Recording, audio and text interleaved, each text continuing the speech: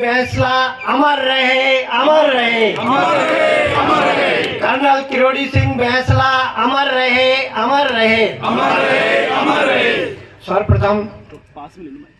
सर्वप्रथम मैं कर्नल किरोड़ी सिंह फैसला जी को नमन करते हुए उनके सपुत्र जो विजय सिंह जी फैसला हैं, आरक्षण संघर्ष समिति के अध्यक्ष हैं, उनका मैं अभिनंदन करता हूं। साथ में उनके साथ जो आए हुए हैं संघर्ष समिति के पदाधिकारी, भांडीकुई से पधारे हुए पदाधिकारी, उनका भी मैं स्वागत करता हूं। हमारे प्रधान जी और जो बुजुर्ग लोग बैठे हुए हैं सारे बड़े, उनका मैं सबका स्वागत करता हूं।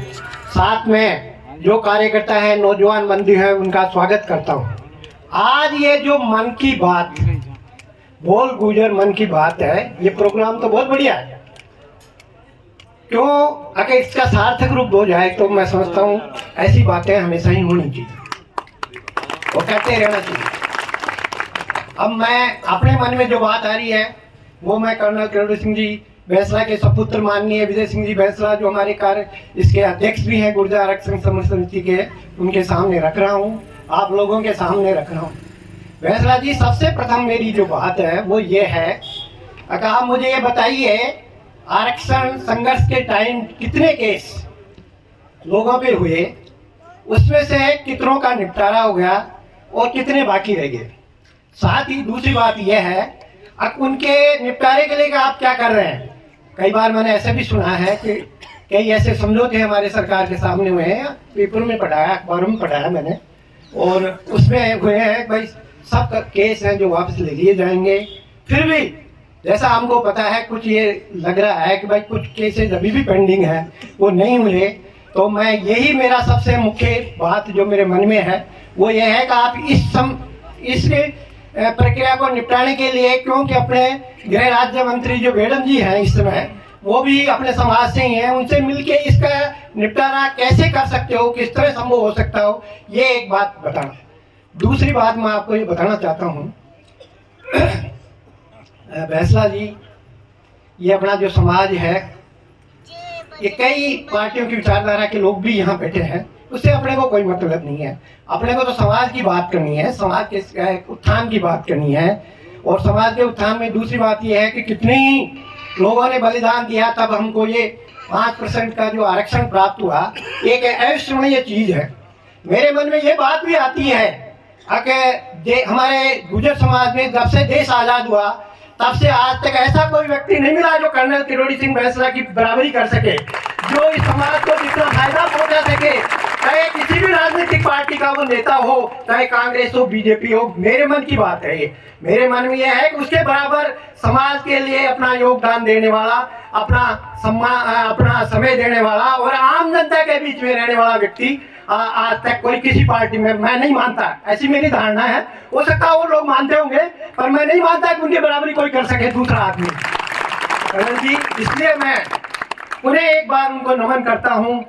और मेरे मन में विचार ये भी है कि सभी भाई जो अपने समाज के हैं, इस महान भाव आत्मा की फोटो हैं, अपने इसकी प्रतियां प्रत्येक घर में लगाएं, प्रत्येक मंदिर में लगाएं, हर जगह लगाएं, जिससे देखते ही हम उनको हमारा क्या नाम से स्वागत हो सके, सिर का नमन हो सके, नीचे देखें।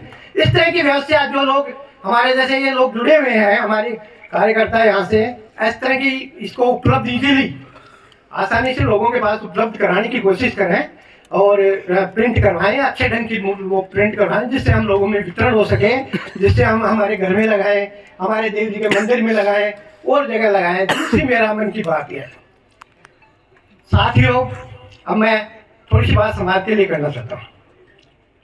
यह समाज हमारा विभिन्न विचारधाराओं का है, इसमें कोई दोहराई होना भी चाहिए।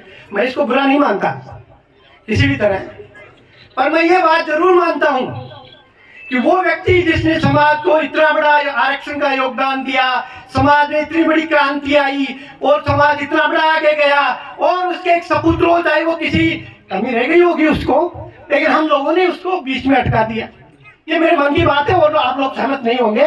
कोई भी नेता उसमें साथ होगा, शायद कोई भी उसमें जिसने योगदान दिया होगा, और पर मैं ये मानता हूँ कि अपने को ऐसा नहीं करना चाहिए था। अपने को ऐसा नहीं करना चाहिए। तो हो सकता है उनमें कमी हो, कर्नल साहब विजय सिंह जी में कमी हो, लेकिन अपने को उनको उस आदमी की याद करके उस व्यक्तित्व को याद करके एक बार जरूर उनको आगे बढ़ने के लिए पोजीशन देनी चाहिए। ये मेरी मन की आशा है। साहब, आप समाज के लिए करते रहें, लड़ते रहें, हमारा योगदान तो है ही आपके साथ में। जैसा कि सभी लोग जानते हैं, हमारे ये छोटे से आह्वान के बदौलत पर्याप्त मात्रा में लोग यहाँ उपस्थित हुए हैं। उन सबको मैं धन्यवाद देता हूँ। मैं मेरी इन युवा शक्ति को भी धन्यवाद देता हूँ कि जब हमने इस पे विचार करने के लिए एक जगह बैठे थे तो हमारे मन में धड़कन पड़कन थी आगे कैसे आदमी आएंगे, कहाँ से पैसा लाएंगे, कैसे मैनेज करेंगे, लेकिन इसकी आवश्यकता ही नहीं पड़ी, इसकी जरूरत ही नहीं पड़ी साहब। और ये लोग अपनी स्वेच्छा से अपने साधनों में अपनी गाड़ियों में आए हैं। बहुत बहुत धन्यवाद के पात्र हैं। हमारी युवा शक्ति भी बहुत बहुत धन्यवाद के पात्र है। मैं उनकी बुरी प्रशंसा करता हूँ कि इतना बड़ा आयोजन उन्होंने अपने इस छोटे से टाइम में कर लिया। धन्यवाद।